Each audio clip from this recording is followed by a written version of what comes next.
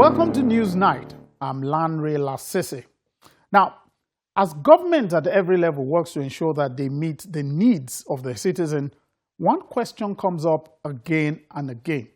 Which path leads to true development? Is it top to bottom or bottom up? Well, that debate has been a long-standing and complex discussion among economists, policymakers, and development experts. And I can bet it won't end here. Well, these and other issues were discussed when I sat down with the Minister of Regional Development, Engineer Abubakar Momo.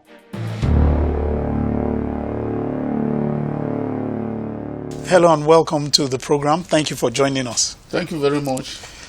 I want us to go straight, but I would like to have a background. You were a federal minister before the Ministry of Regional Development was created. That's very correct. Yes. So how has it been going since it became and you were given the task of setting it up? Like you have said, I was initially appointed as Minister of Youth Development, although I had not been sworn in before I was deployed to the Ministry of Niger Delta. Yes. And I've been in the Ministry of Niger Delta before the expansion of the scope to become the Minister of Regional Development.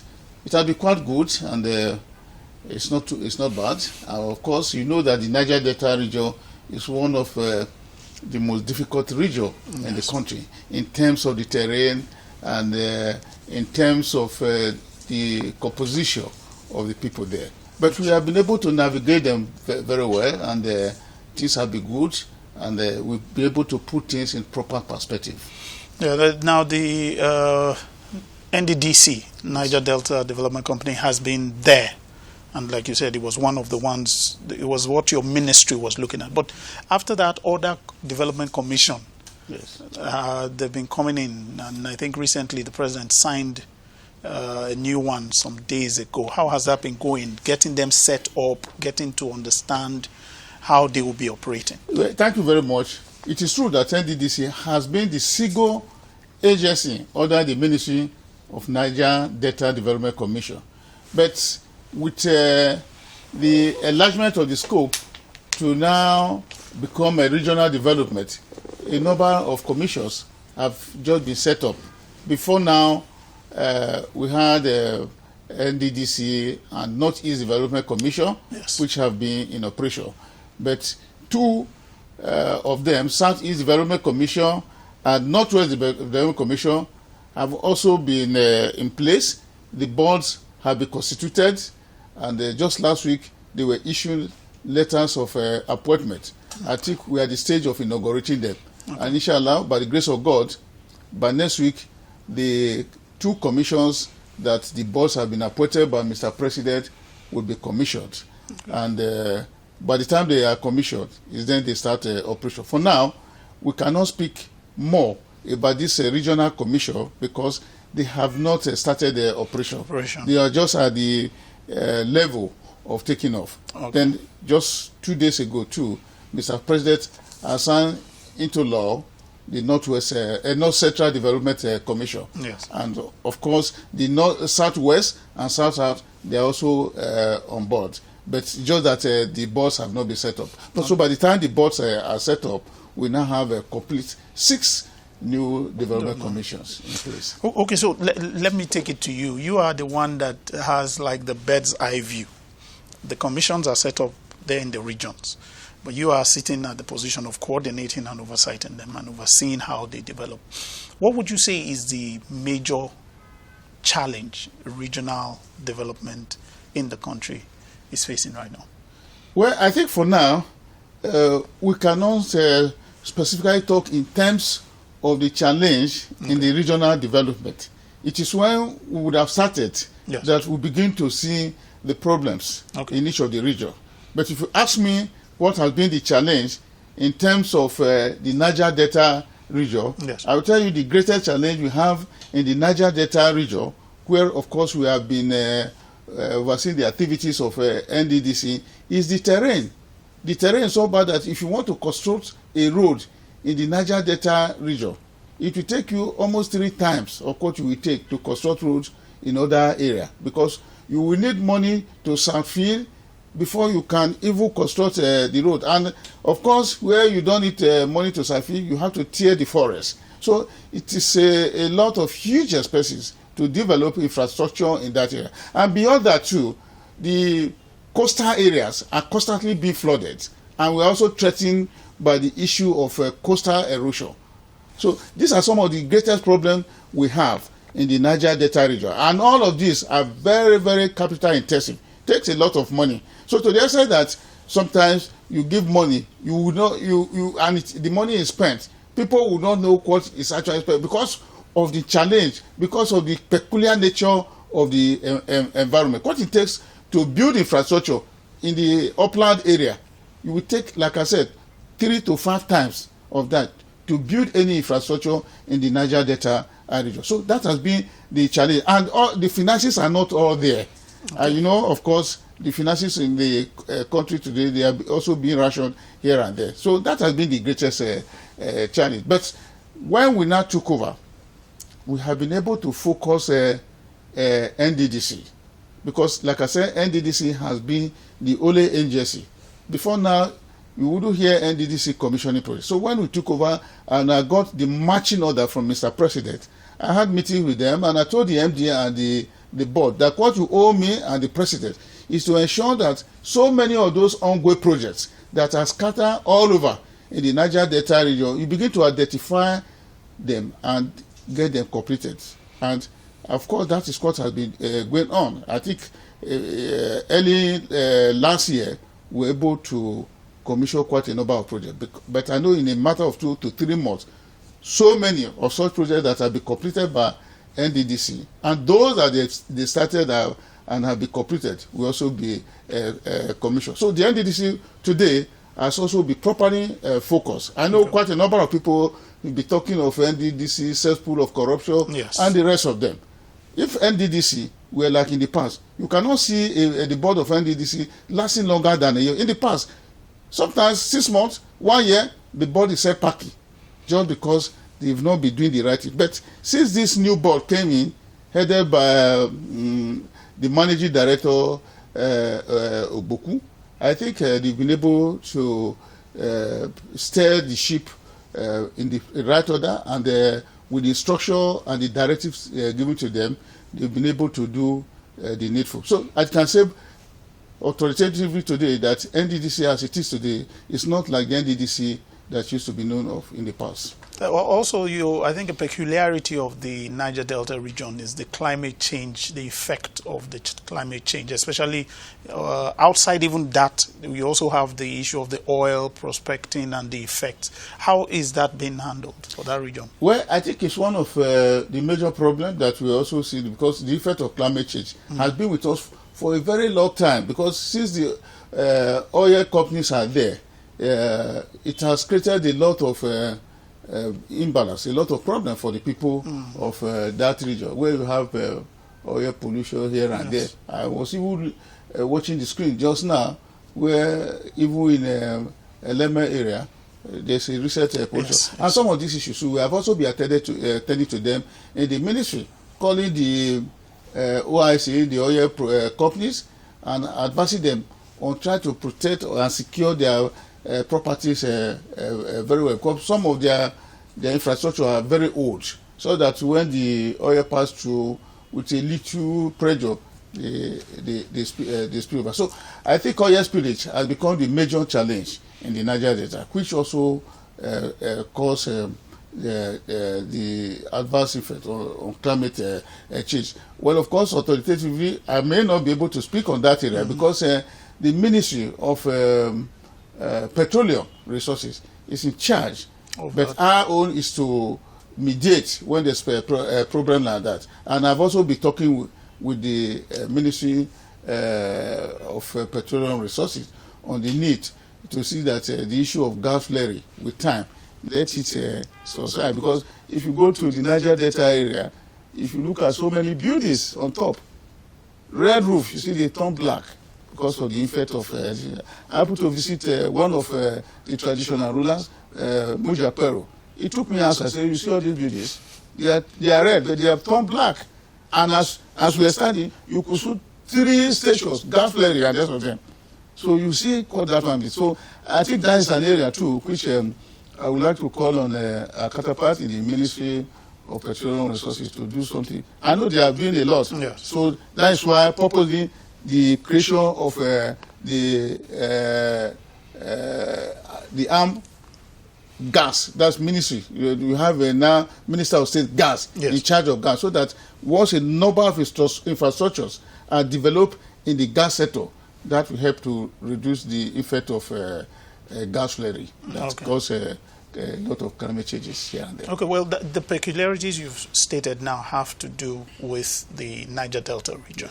Yes. We also have the Northeast, which has its own very peculiar own security. How is that going with that commission? Well, I cannot talk much now about the security situation in the North. Yes. Because first, being the Minister of Regional Development, we've not done even a familiarization tour of that very region. Okay. But what we hear is that the issue of insecurity has also been reduced. Most of the things you hear now in the Northeast, particularly Maiduguri, and all those pockets of armed robbers and thieves who now just go to block the roads and extort money from people who are entering into the bush, what used to be in the past. The real issue of Boko Haram and the rest of them, those ones have been wiped out. They've been cleared off by the military. The military has done a lot. So it's just reference who just go there and cause occasional problem or the other. So that's the area which, of course, I know our military has done quite a good job. So by the time we also start to tour that region, we also be able to know what the challenges are and where the Northeast Development Commission can be charged to do more in order to help our people over there.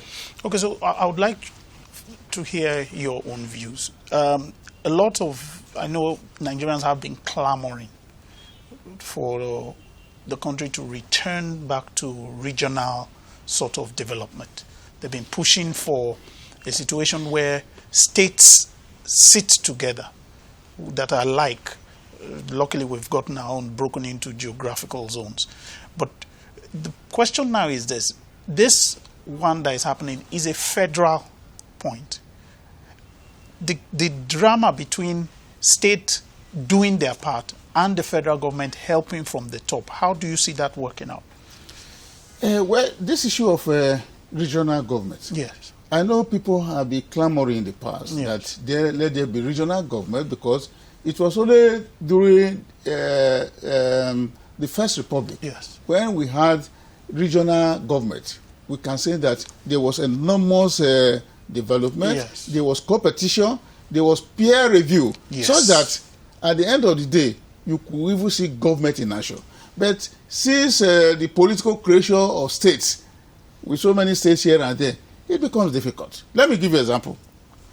In the South region where I come from, you have about 6 states. Yes. But it will be difficult for these states, 6 states to come together to say, okay, let us identify a mega project that we are going to do to connect this place that will bring about development. Instead, every state will be doing its own small thing. And at the end of the day, it will not give you what you really want. But of course, if it were in the past, then the whole of that place is a regional government, then there's a legal entity that can help to push it.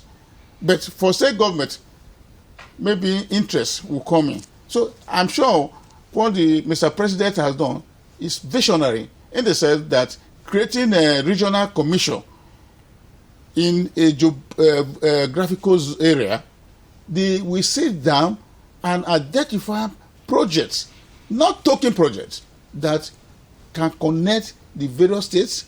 At the end of the day, you will see, yes, this is real development. For instance, like I told 1 or 2 persons from the Southeast, I said, the Southeast, the geographical location is very friendly. Today, you may say, all the state headquarters, we would like them to be linked with a rail line and the rest of them. That's a commission that oversees the entire region. They can embark on that.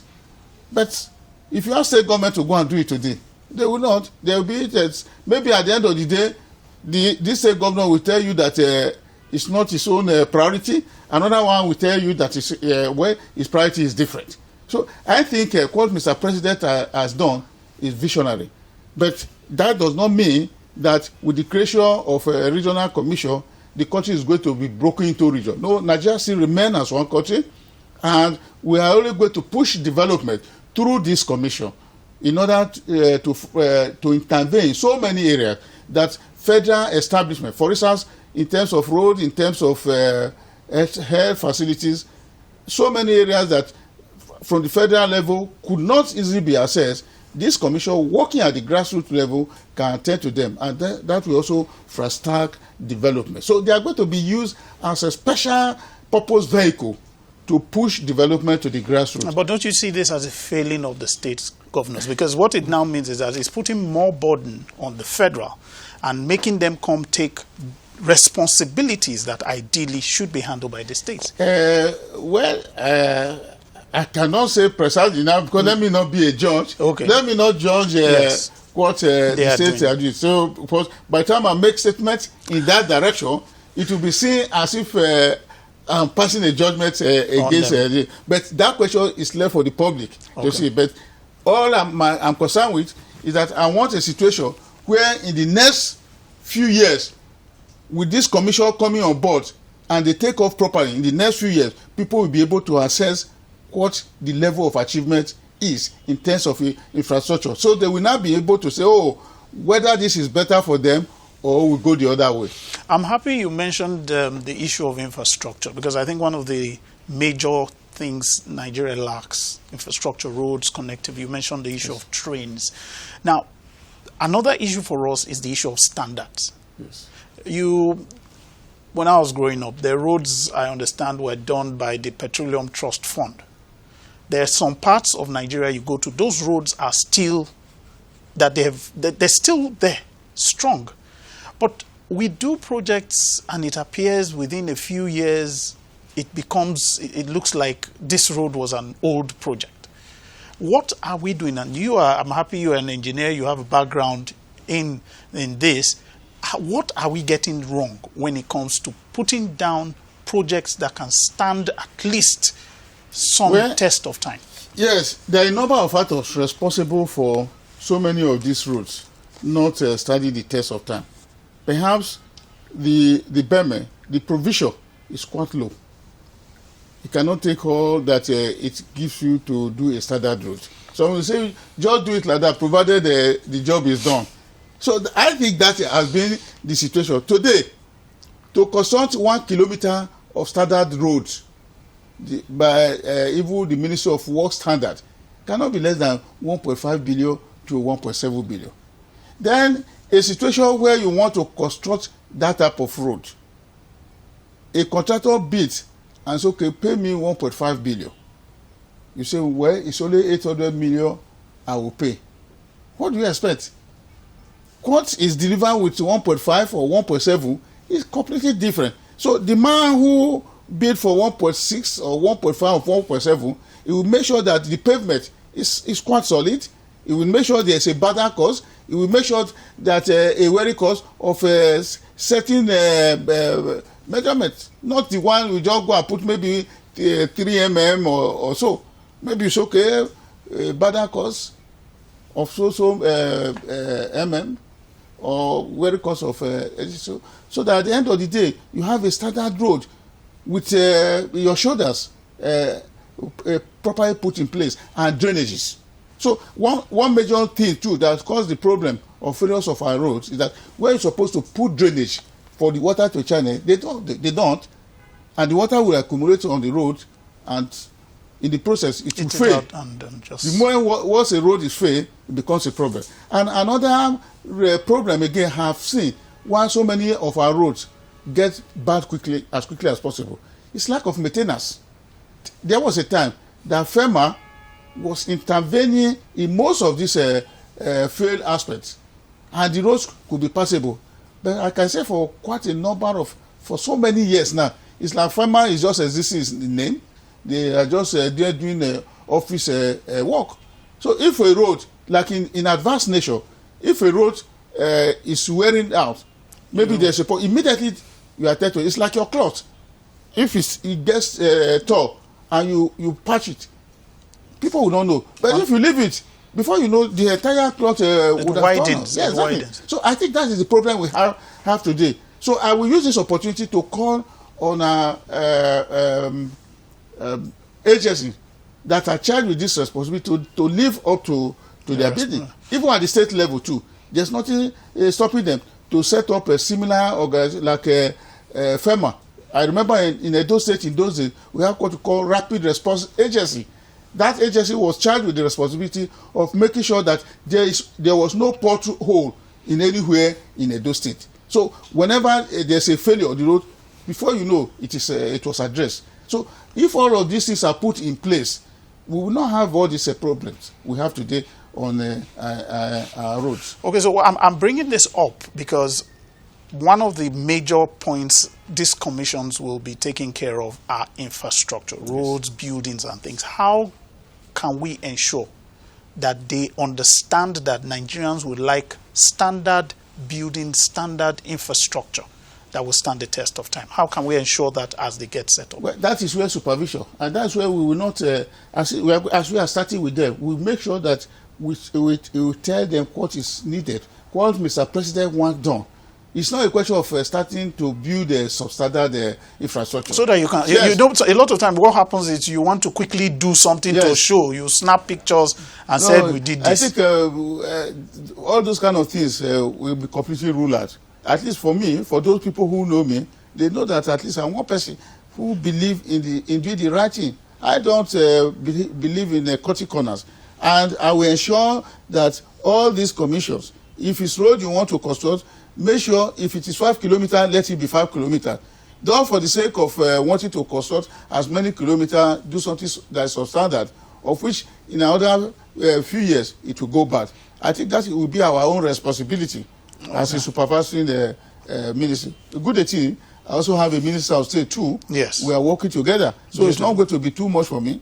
The minister of state is there, and all the civil service, the permanent secretary, and the rest of them. So we put our effort together to ensure that the right thing is done. And good thing, we are starting with this commission. Yes. Unlike the NDDC and the Northeast Development Commission that have been in place before now. So they will receive the proper directives on what Mr. President wants to do. And we can still look at what NDDC and NEDC are doing to see whether they too can benefit. No, definitely. Definitely, that is where peer review comes in. By the time we start off now, they must have to. First of all, they also have to take a look at what is going on in those NDDC and any Northeast NEDC area. All they have to do is to take a look at what they are doing, and those that are pretty good, they have to adopt them. Those that are not good, they drop them. That is the essence of course, having the establishment where you can have a peer review. And when they start now, there's going to be what you call real healthy competition. By the time you charge them to do this or do that, there's going to be competition. When you now see a broader commission that is receiving less money than you, going far, you need to sit tight. And the first thing they are going to do when they take off is to do what you call need assessment and come up with a master plan, a broad master plan. And that broad master plan will encompass the need assessment of each region. And today, you know, when we are talking of development in the country and the rest of them, agriculture will be of priority. Yes. As we are talking of agriculture, because a nation must be able to feed itself. So they will, in fact, they will be directed on what to do on all these areas. It's not going to be business as usual. And from time to time, we also sit with Mr. President to give the marching order. And once it's given, I will pass it directly. So they will not have any room to misbehave or rather doing the wrong thing. I want to go into the issue of the needs assessment. You know, one of the things we always say when we talk about development is development from whose perspective. And a lot of times there is the fear that it is not the felt needs, or is the felt needs, not the actual needs of people Yes. And it's coming from top to the bottom instead of getting it from the people. How are you working, or how are the commission supposed to work to be clear what the people actually want? Yes, I think I've just mentioned the issue of need assessment. Yes. I'm saying it against the backdrop of what is already happening in NDDC. But I've already told them that before they present their own budget, they must always go around the state and get a feedback of what the various states need before they can put a budget in place. And that has to do with need assessment. So all these new commissions, by the time they take off, what the people of Ebonyi need may not be exactly the same thing the person in Aba or Umuahia needs. Yes. So all of these things will be put together so that before they can come up with a robust budget, there should be stakeholder engagement. And we know the stakeholder, of course, the state government are also critical stakeholder. They also have to engage so that there will be no duplication of effort. Maybe they want to do a particular road, unknowing to them that the state government have also made budget for that. So that is the excess of doing a need assessment before you come up with budget. Like I also said before, once that need assessment is done, you'll be able to come up with what you call a master plan. That master plan is going to be a broad document where it contains what the various states will need, how to source for money, and for how long. So that when you take the book, you can see at a glance that in the next 4 or 5 years, in the next 10 years, this is what this agency is set to achieve.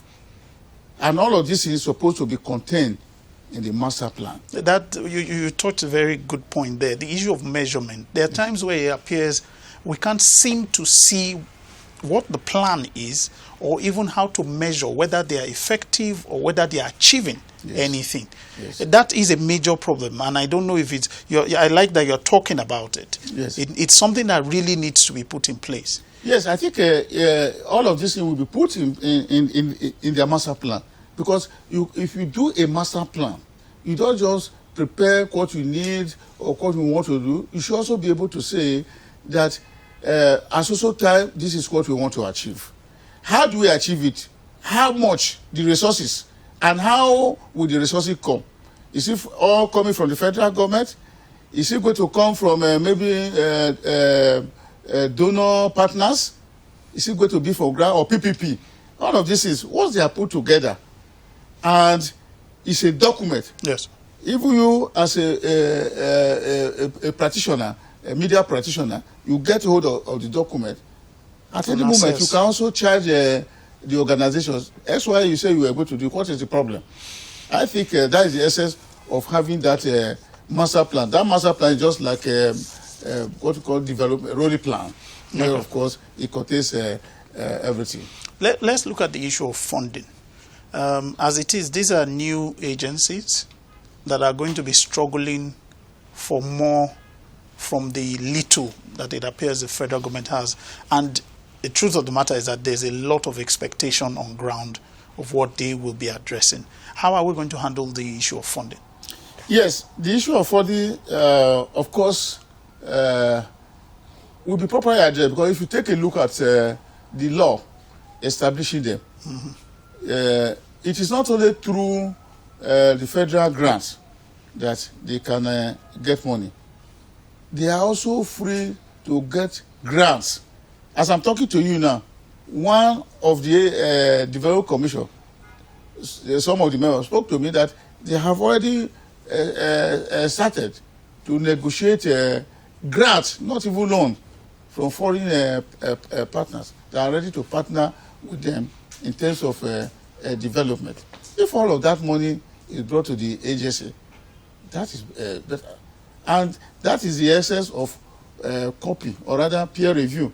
By the time you're operating under the Southeast Development Commission, you now see how they are able to attract foreign funds. You from the Northwest, you may want to ask, how did you pass to get this? So that, of course, like I said, we also engender competition, friendly competition, that will bring more development to the region. So, in all, like I said, not only through federal grants. Of course, federal grants, is 50% yes. of what is due to all the states in that area that we put together for them. And in some commissions, like North East now, they also entitled to 3% of the VAT. Like NDDC, they are also entitled to about 3% collection from the oil operating company.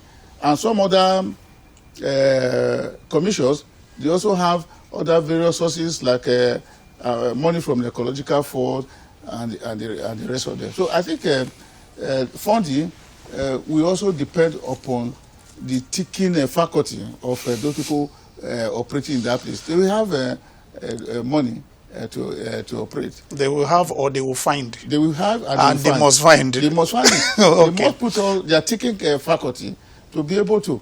That's why I say it's no more one. When you see that your partner is now leaving you behind, you have to struggle.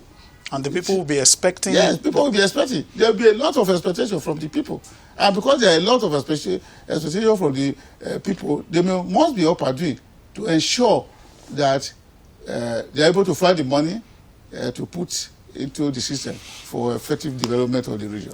Okay, so let's go back to the relationship between, the country. What is utmost on the minds of everyone is the country's development. The federal agencies come to play a role, but they, like you explained, you can't do this road when the state is already doing it, or when the Ministry of Works is already doing it. How do we walk around that chessboard to be sure somebody is not handling this project and then we're handling it? How is that supposed to work out? Help me understand that. That will come through interagency cooperation. And the state and... Yes. Okay. And that is why, like the commission, they are not going to serve as competitors.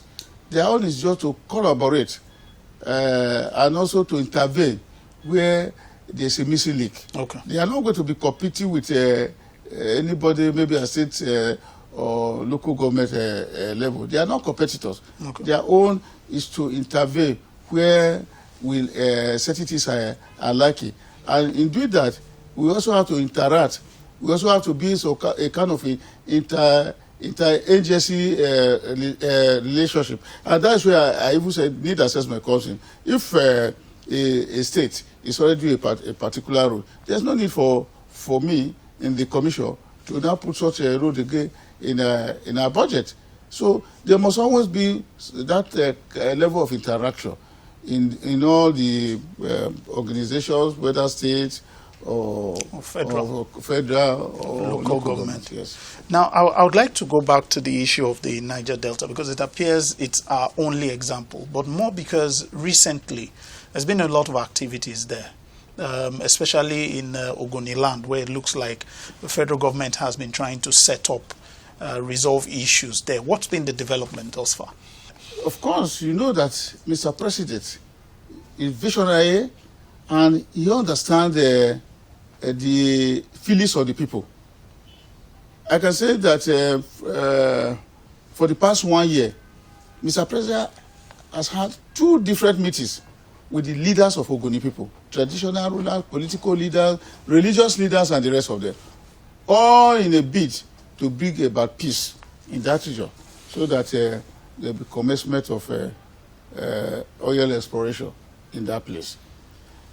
What I've seen so far is that Mr. President's approach is one that is commendable. For instance, during the last meeting, he has also charged the National Security Advisor to take it from there by making sure that all the different groups that did not want to sit themselves, who, of course, before now would not sit in the same table, they cannot sit on the same table. And once that one is done and there's peace, oil exploration will commence. And for the president to demonstrate to the world that it means inclusiveness, it means something for the Ogoni people.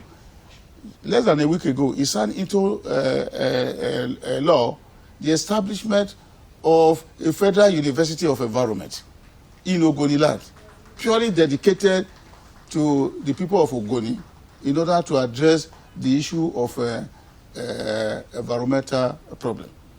And beyond that, under the HAPREP, Hydrocarbon Remediation Agency, a number of projects are going on in the region, which before the coming of this administration were almost at the lowest ebb.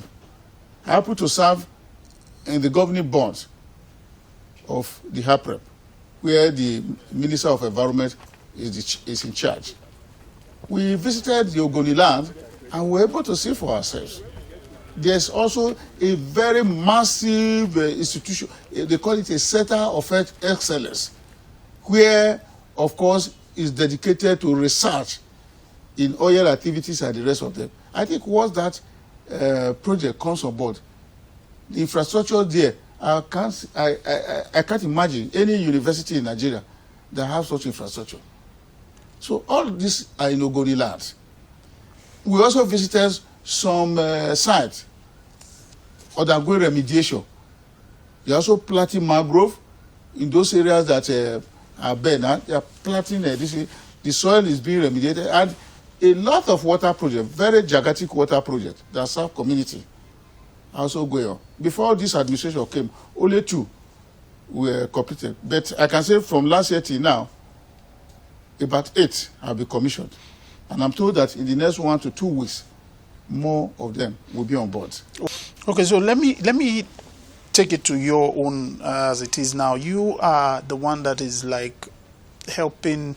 President has given you the duty to look and help him set out the ministry. What's your vision for the Ministry of Regional Development? What are you aiming towards?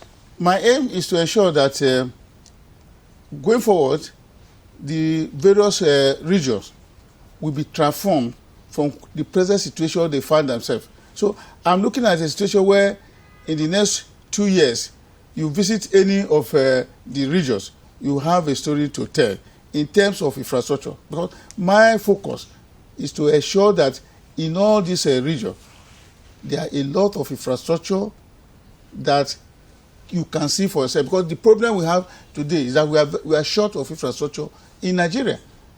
And beyond that, we also are looking at a situation where, of course, the agricultural sector is properly focused on. And in that, the regional commission will be asked to liaise with the Ministry of Agriculture to develop a blueprint on how to address the issue of agriculture in this. So they will go into agriculture? Yes, definitely. Some of them. And some of them will also go into commerce. You can imagine what the situation is going to be in the Southeast Development region.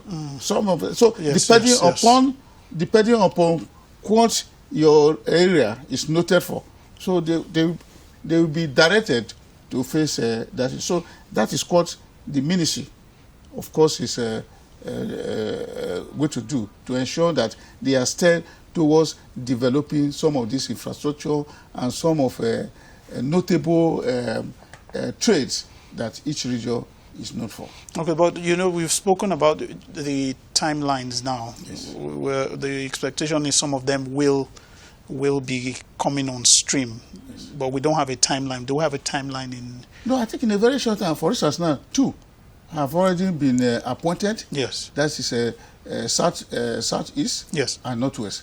And like I said, in a matter of less than 1 week, those ones will be inaugurated and they will start operation.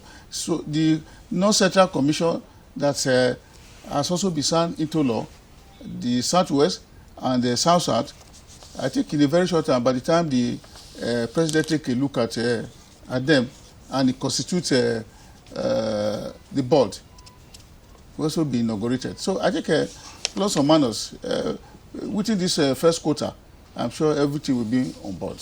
Okay, so the point you made about the economic centers of, you say you would have like centers of excellence. Yes, for that's each, yes. For each zone, yes. Or for each agency.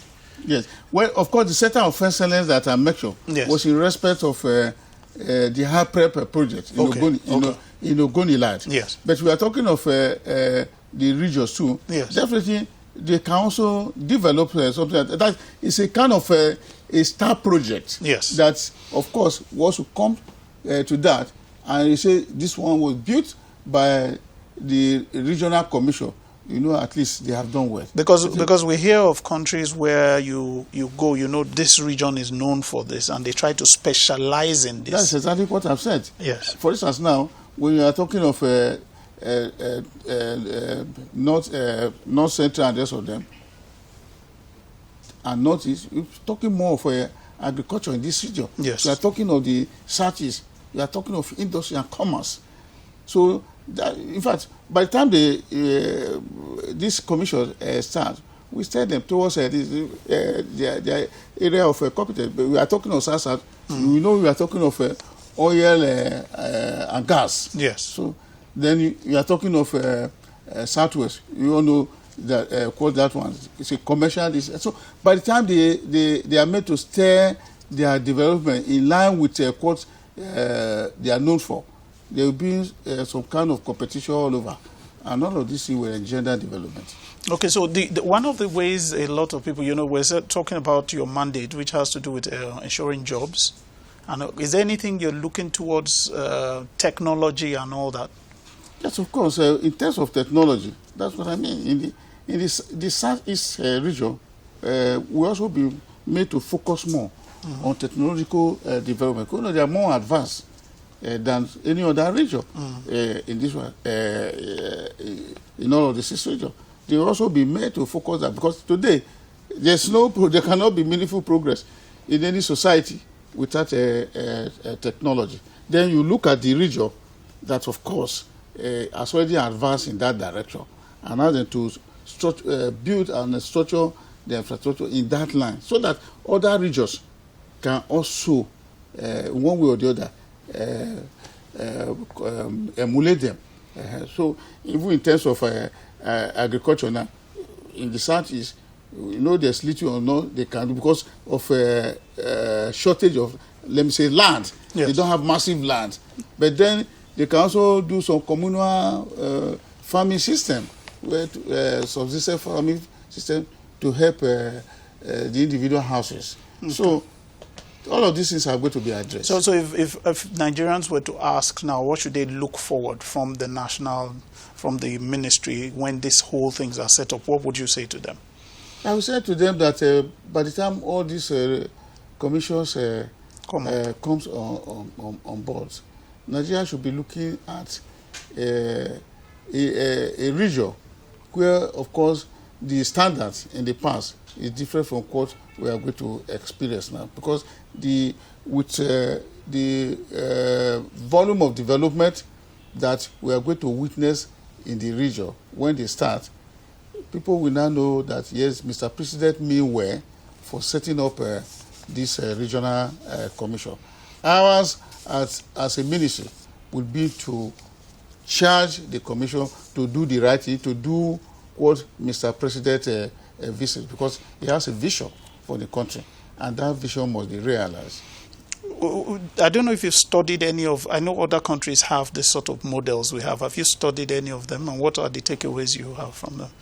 Well, for now, I don't, you know, the models in other countries are quite different. Yes. Maybe those models are purely like a regional government. Yes. But this one's now, we still have a state government, we have a federal government. But these are just commissions under the federal establishment. So I have not come across any of the countries that have this type of model. So at least maybe when we start, other countries may also come and take a look at what is happening. Because what we used to hear is, oh, so region, and this one. That's why many people think that, since my own is a regional government, that everything will be driven through the ministry. I say no. There are commissions in the various regions. Ours is going to supervise and coordinate the activities of the commission, yes, to make sure that they do the right thing as envisaged by Mr. President. It's not as if everything is being put at the ministry headquarters to drive as it is done in other areas where we have a regional government. All the money is now central. No. Then it's so now. If you look at the money for the development of the commission, they are domiciled in each of the commission, and with a chief executive and a board. So our is to ensure that those chief executive and the board, they do the right thing, and to ensure that the development that is envisaged by Mr. President comes true. One other issue that I think I understand was a problem with the NDDC, which piled up over time, had to do with contracts that were given and they were not paid, and then there was a whole backlog of payments that had to be done. I don't know how. You are very, very correct. When I came on board, after a week, the IPC that people brought to my house, they were carton loads of IPC. Oh, this was not paid. They are owing me this. They are owing me this. I asked myself, I don't want to go and ridicule myself because I've heard a lot of stories. And majority of the people bringing this IPC, they are not the people who executed the job. They will go there to negotiate with the person who executed the job, and so I'm going to give you a social percentage. From day one, I said no. By the time I start engaging myself in asking MD, go and pay this, it will be an excuse for him not to perform. He said, Mr. Minister, the money that is available, you asked me to go and do that. What do you? So it was the first thing I did. To the extent that even my closest friends, I told them, I said no. Moreover, majority of those projects were not done. You can imagine the city. Somebody was given a contract to go and deceit 800 million, 900 million. Those are the kind of projects you see. You ask yourself, are this job already done? They were not done. And yet, you have dubious officials who will just go and perfect a paper and give you RPC before. And the reason why it was easily done, like I told you, NDDC, it has always been a fight. After 6 months, you will change the management. Maybe you have interim administrator. Who will not know what. Exactly. At the end of the day, before you know, a lot of IPC would have exchanged hands. So, what I instructed the MD to do is that before you pay for all this kind of thing, make sure you have to go back and check to be sure that those projects are done. Otherwise, that would be wrong. So, actually, there were quite a number of indebtedness, but at least gradually those that are genuine, they also because even on yearly basis, the National Assembly also make provision for them to pay old debts. Backlog. Yes, and those old debts must be based on true certification and verification. Yeah, but I'm saying this sets an example of how we will not do things going forward. Definitely. This one's now. From day one, I tell you, don't go and give work to people if you don't have money to pay. Because even that time, NDDC in the past, they were called indiscriminate award of contracts. Some contracts that are not even in their system. But I'm happy today, they have also digitalized that the moment you are given a contract, your award contract, once it's put into the system, you can see it. Thank you very much for spending time with us. Thank you. Thank you a lot.